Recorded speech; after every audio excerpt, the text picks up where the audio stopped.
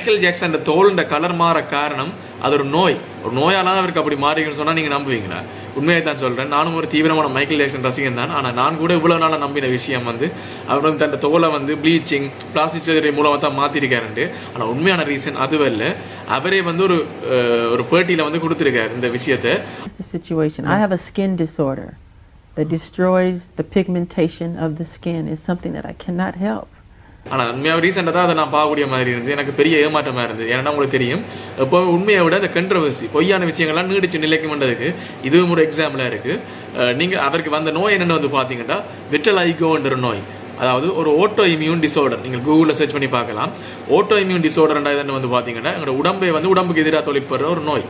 அதாவது எங்களோட தோலில் உங்களுக்கு தெரியும் மெலனின் என்ற நிறப்பொருள் தான் இந்த நிறத்துக்குரிய காரணம். அது கூட இருந்தால் டார்க்காக இருக்கும், குறைஞ்சு போய்க்க கலர் லைட்டாக மாறும்.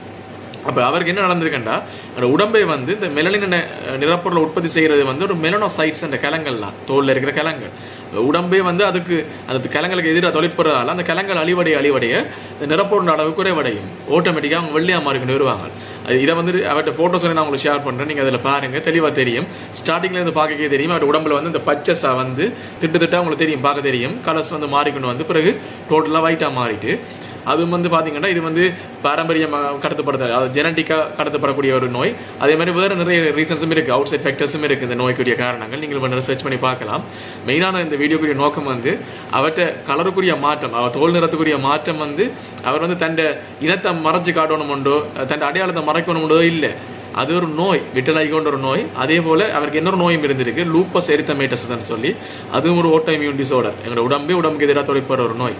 இப்படி அது ஒரு ரேரான நோய். அந்த நோயால் அவர் பாதிக்கப்பட்டு அப்படி மாறி இருக்கார். உண்மையாக அந்த கலர் மாறிக்க அவர் நிறைய ஸ்ட்ரெஸ்ஸை ஃபீல் பண்ணியிருக்கிறார். உண்மையாக தான் சொல்கிறேன், நிறைய டிப்ரெஷனுக்கு உள்ளாயிருக்கிறார். ஆனால் நாங்கள் அதெல்லாம் யோசிக்காமல் நாங்கள் உண்மையாகவே ஒரு மொட்டையாக தெரிஞ்ச ஒன்று ரீசன் என்னென்னா, அவர் தன் கலரை மறைச்சு காட்டணும், தன் இனத்தை மறைக்கணும்ன்றக்காக அப்படி செஞ்சிருக்காருன்னு சொல்லி. உங்களுக்கு தெரியும், கண்ட்ரவர்சி தான், பொய்யான விஷயங்கள்லாம் எப்போவுமே ஈஸியாக பரவுறது. அப்படி ஒரு விஷயம் தான் இது. எனக்கு பெரிய ஏமாற்றமாக இருந்தது. ஏன்னா நான் ஒரு தீவிரமான மைக்கேல் ஜாக்சன் ரசிகன். எனக்கு இந்த நியூஸை இந்த கொடுத்த பேட்டியை நான் ரீசெண்டாக தான் பார்க்கக்கூடிய மாதிரி இருந்தது. சரியான ஒரு கவலையாக இருந்தது. இதுதான் உண்மையான ரீசன்ட்டு. சம்டைம்ஸ் உங்களில் சில பேருக்கு தெரிஞ்சிருக்குமோ எனக்கு தெரியலை. உங்களுக்கு முதலே மைக்கேல் ஜாக்சன் தோல் நிறம் மாறுறதுக்குரிய காரணம் ஒரு நோய் தான் என்று உங்களுக்கு தெரியுமா இருந்தால் கண்டிப்பாக கமெண்ட் பண்ணி நீங்கள் எனக்கு தெரியப்படுத்துங்க. அதுக்காக அவர் பிளாஸ்டிக் சர்ஜரியே செய்யலைன்னு நான் சொல்ல வரையில. அவர் தன்னுடைய மூக்கு உடைஞ்ச காரணத்தால் மூக்கில் பிளாஸ்டிக் சர்ஜரி செஞ்சிருக்கார். அதே மாதிரி கன்னத்திலேயே அதோட ஷேப்பை மாற்றுறதுக்காக பிளாஸ்டிக் சர்ஜரி செய்திருக்கார். தன்னுடைய நிறத்தை மாற்றி மறைக்கணும்ன்றதுக்காக பிளாஸ்டிக் சர்ஜரி செய்யவே இல்லை.